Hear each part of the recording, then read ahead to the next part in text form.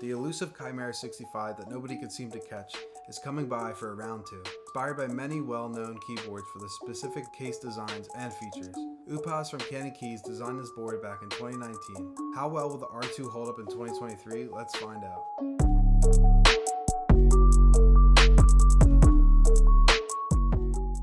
Not much has changed on the R2 from the mounting feel. The Chimera supports a similar mounting system to the KeyColt 165 with a gasket isolated sandwich mount. This mounting style adds for more rigid typing feel but gives the Chimera some of the best acoustics I've ever experienced in a variety of builds without needing any mods. The new pour-on gasket has a low adhesion rate to have ease of use for taking them on and off in places you want them. For the PCB there's no flex cuts, but if there's high demand, Upaz did mention he would consider it as there are slotted PCBs and flex slotted plates already designed. This board is absolutely stunning, and I have my own personal one that I have built over 2 years ago. The Chimera has stayed in my Grail collection for some time now for a lot of reasons. When this came out, there wasn't many premium board options with this great of acoustics out of the box. Big brass weight and quality anodizing.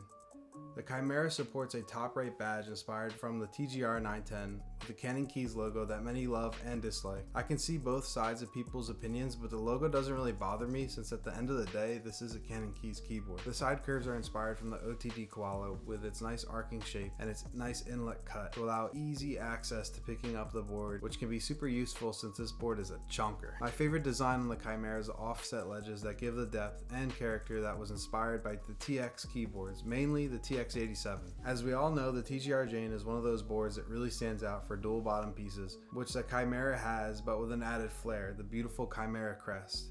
Offset arrows took shape from the CA66, and finally the back accent piece from the Rama M60A. With all that being said, this board really pieced together, fulfilling its name, the Chimera. From the stunning case design that has beautiful edges, curves, brass weight, and modular back piece, this really was an endgame keyboard for me and will forever stay in my collection. It's a staple and sets example for many boards to come. Sure, it could use some updating with a different mounting system, maybe gasket socks of some sort or multiple mounting methods, but why change it if it already sounds amazing? CannonKeys has really tightened down with their tolerances on the Chimera, making it that much more of a masterpiece. Trying different manufacturers for prototypes to perfect the process, keeping the quality and staying true to the design. The Chimera is really built for acoustics, making every gap, case, and weight designed for a purpose. The gap between the weight, case, and crest badge is an all intentional and well thought out for sound signal. The Chimera supports a 7.5 degree typing angle, making it very comfortable to type on without fatiguing. The board built should weigh about 4.4 pounds for the standard edition and 4.8 pounds for the special edition. The two boards I have in front of me are the standard editions. Unfortunately, the gray and lilac won't be run at this time, but the navy one will be, featuring a navy top and bottom case, silverback accent, crest badge,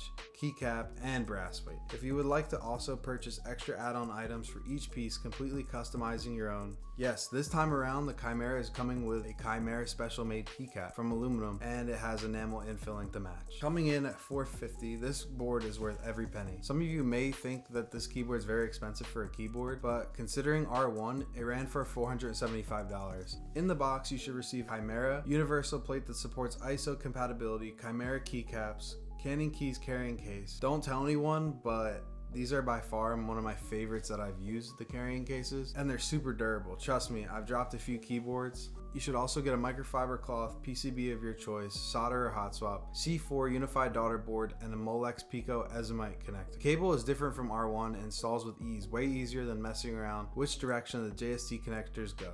Hardware, feet, and gaskets. This board also supports add-ons and will be available for plate, case, and PE foam for those more tunable and muted sound profiles. There's also a new player on the team in the PC edition Chimera in a very stunning CNC dyed polycarb case in a light clear smoky charcoal and frosted clear. The SE edition comes in purple with a PVD multi accents and its E-white polished rose gold PVD accents. If you are considering buying this keyboard, the Chimera will run April 14th through the April 30th. Plenty of time to join. Unsure of the details of the method of the sale or unit cap, but CannonKeys will be updating shortly this information, so stay tuned. Other items will be available to match the theme of the Chimera, such as a beautifully stunning designed Chimera Artisan keycap from none other than Archetype, who is very well known in the artisan community for taking twists on their own keycaps, making them super unique and collectible. Lastly, 3 Chimera desk mats, all breathing life or fire into theming your desk space. Here's a sound test of my personal gray and lilac Chimera and the provided prototype sent by CannonKeys in blue and silver.